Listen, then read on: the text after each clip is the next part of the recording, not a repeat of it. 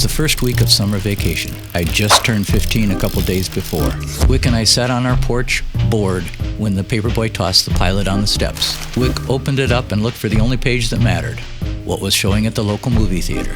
An ad caught my eye, and I did a double take. This was too much to believe. July 12th, The Who coming to Indiana Beach. Unbelievable. We just needed to find a ride. We live in Plymouth, Indiana. Indiana Beach is probably a little over an hour away, on all back roads through endless farmland. Lucky for us, my older brother Tim has a license and a car. And although he's more a Beach Boys fan, he learned to like The Who a bit, since our Aunt Irene bought me the exact album I begged for Christmas. And Tim's had to hear it played non-stop for the last 6 months.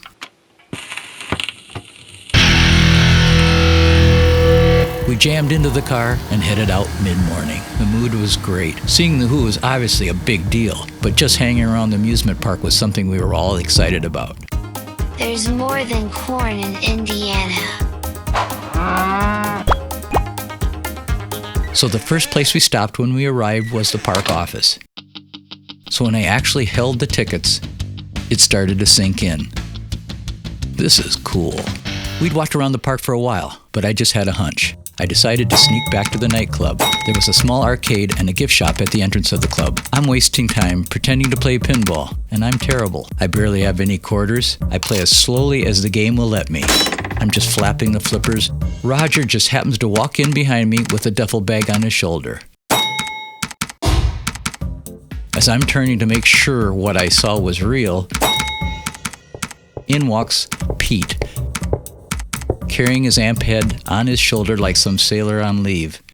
Behind Pete walks John, carrying a bag and his bass. Pete just glares at me and at the pinball game, and I'm sweating and pretending this is totally normal. Then, of course, Keith comes flying in and just slams into Pete with an old army duffel bag. Pete looks angry. They go in the door to the hotel. After standing numb for a minute, I eventually went out to the beach. There I caught sight of John and Pete on the upper balcony drinking beer. They were pointing and laughing at the fake steamboat cruising the lake and tossing their empty cans out into the water. As I circled the building, my stalking continued, and I was in luck. The side door flew open, and out walked Keith and a roadie. And they were heading for the Midway. Normally I'm a coward, but I couldn't resist. I followed closely, caught up with them, and stayed at their side. Keith looked like a rock star, with flowered pants and a donkey shirt. We were walking the park boardwalk when something caught Keith's eye. The rifle range. Keith played alone. We just watched. He was good. Keith pumped the pellet gun till there was nothing left of the paper targets. Then the three of us continued down the boardwalk. They chatted. I just listened.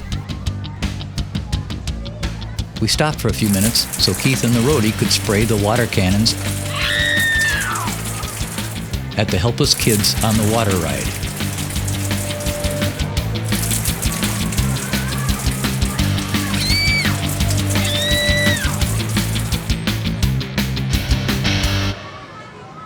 We walked on down to the last stop in the park, the mini golf course.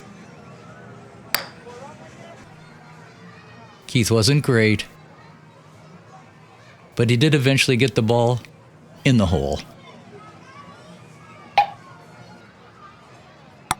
We turned and walked back up the boardwalk. I never left their side. I don't think I ever spoke a word, but they were incredibly nice to me the whole time. We got to the show early and were actually leaning on the tiny stage. The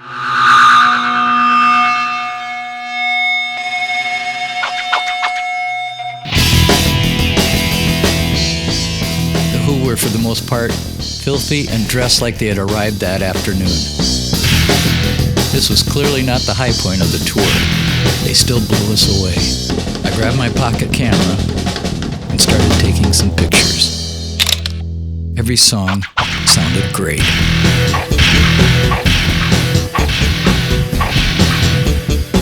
During the beginning of a song, the still young and healthy Keith reached up, grabbed the lattice ceiling, pulled himself out of a stool, did a complete somersault, and landed back in the stool and got back into the beat.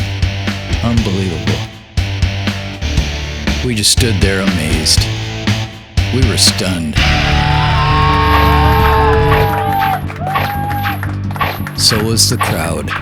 At one point, Roger's mic went dead and he angrily signaled for another. The roadie threw a mic that landed right in front of me, and without thinking, I just grabbed it. Of course, I wasn't grounded, and it shook me until I dropped it. But this is it. The last song. And we know where this is gonna go. This is gonna get ugly.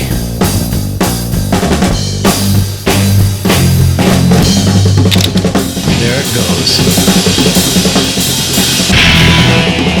The show crashes to the end with everything on stage being destroyed. Roger's pounding his mic on the cymbal. Pete's beating his strat on the ceiling, taking pictures as fast as I can. John just keeps playing.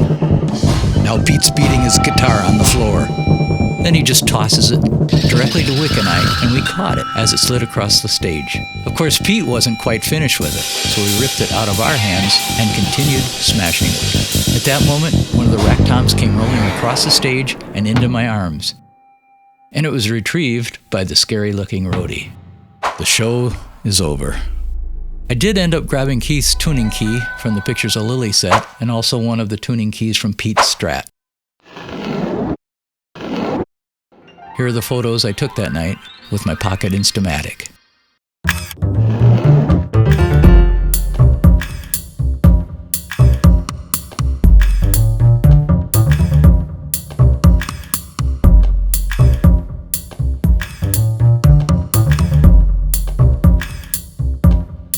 Keith made a point of posing for me. We were old friends.